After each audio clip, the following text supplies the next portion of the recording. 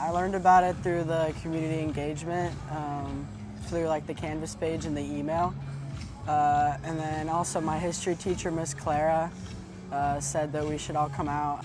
I'm the MSPA president, so I've kind of had a little window to the planning, and so I wanted to see how it turned out. I came out today because I think it's very important to educate, especially the younger generation, on politics with the election coming up. I came out today because as a young person in politics, I believe that it's super important to our community to keep young people engaged, not just in voting, because voting's easy, right? And I know for some people it isn't easy, but beyond voting, like we need to be doing more, right? We need to be organizers, we need to be advocating during city council meetings, we need to be giving public comment, we need to be running ourselves as young people to make sure that our elected bodies and our city commissions are all representative of our entire community, especially those who are young.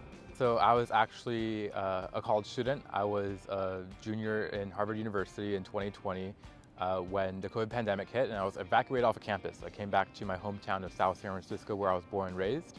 And you can imagine, and I was actually a college student studying pre-med, right? So I was studying biology, I was working in a neuroscience lab, at Harvard, and then I was evacuated off of campus. And then what happened was, with COVID pandemic wreaking havoc on many of our working families when it comes to healthcare, housing, and our education systems. There's also the movement for Black lives. There was the rise in anti-Asian hate. So a lot of young people and I started going to our city council meetings for the first time in our lives, advocating for more change, reform, more mental health resources. And what happened was the old mayor decided to shut down public comment because he didn't want to hear from those young people. And so when that happened, we knew we had to hold our elected leaders accountable. And so I stepped up and I ran for city council, and we were successful. It was a campaign largely run by college students, and I became the city's youngest ever and first openly LGBTQ council member in the city's history. Don't be afraid to say the thing everybody's not willing to say. And be courageous, not in the sense of just being brave, but have the will to get out there and take risks in public. One of the things that I think our current society lacks is giving people the permission to fail in public. And I think never underestimate the beauty of trying something. Because when you try something, the worst that can happen is you don't get it, but you learn in the process. So as a candidate, as a politician, I've been spending 2 years running for this higher office seat. I'll be one of the youngest to ever do it in the history of this county. And I don't let that that doesn't weigh me down, but it does make me realize that we bring in an advantage as young people into this space. And so knowing your gifts, trusting your skill set, and remembering that that's gonna carry you so far in this life. The leadership journey can have many twists and turns, right? But if young people are here today, that tells me they already, somewhere inside, have an inclination to make a better world, right? It has to start internally. It has to start with their heart, that they care about something, and it could be a variety of issues, but there's something that drove young people to come out here today. So they're already exhibiting some traits of leadership by putting themselves forward. I would say, especially for young people, and I just sort of reflecting on my own journey, is to don't be afraid to experiment, expose yourself to as many issues, as many things as this world can offer, and over time you will find what it is that drives you. You will find what your passion is, but that could take some time. It doesn't necessarily happen when you're 17 or 18. For me, I didn't serve an elective office till I was 37. It took me a while to sort of figure out what my path was going to be. So don't be discouraged by setbacks. When you're young, you can make mistakes and still recover. It gets a little harder when you get older. But I would tell young people, do not be afraid to experiment. Do not be afraid to explore the whole myriad of interests that you have, and you will find the right path eventually. It's really important for youth to support democracy because this is the democracy that they're inheriting, right? That we're handing down to the next generation.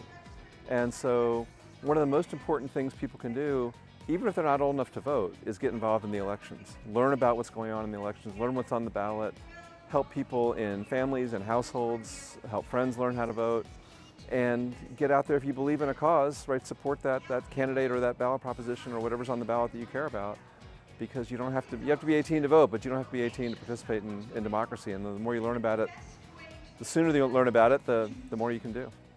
Yeah, I think there is a lot on the line at all levels of politics, right? I mean, at the national level, I mean, it's incredibly insane that we have an option who is, without getting too political, an option who is a convicted felon versus someone else who is actually from California, from the Bay Area, right? Born and raised here in Oakland, and so national level politics is insane. But it's just like when you look at the issues. So many issues are affecting our generation, right? Are we going to actually act on climate change, or are we going to let the planet burn? Are we actually going to do something to address the affordable housing crisis, or are we going to leave our younger generation without the chance at the American dream and homeownership? Are we actually going to address educational equity and put more money into our school system, or are we going to leave our generations as they are? And so, at every level of government, whether it be federal, whether it be local or state, I mean, there are so many issues that are important, and definitely having the right representation in these positions of leadership are going to make a big difference for the future of our lives. The 2024 election is enormously important for the future of our democracy and the future of our planet, right? Now, I have some very clear perspectives on that. You'll know that in my remarks I tried to steer away from partisan politics because we have lots of different political viewpoints represented today. I have a very clear view about this, that I believe Kamala Harris represents the future of this country. It represents a path forward that will be beneficial to young people in terms of preserving our democracy, in terms of addressing climate. We have to be doing things in the Congress, in the White House. When we make decisions, we have a responsibility to make it about how does this affect future generations. These decisions cannot be just in the here and the now. We have a responsibility to make decisions knowing that it's going to affect you and your fellow students. You are the ones that are going to inherit the world that we are making decisions about. So it is absolutely our responsibility to be thinking beyond our own well-being. And I believe Kamala Harris has a view beyond her own well-being and is thinking about the future of this country. And she represents the future of this country, and that is why I wholeheartedly support her.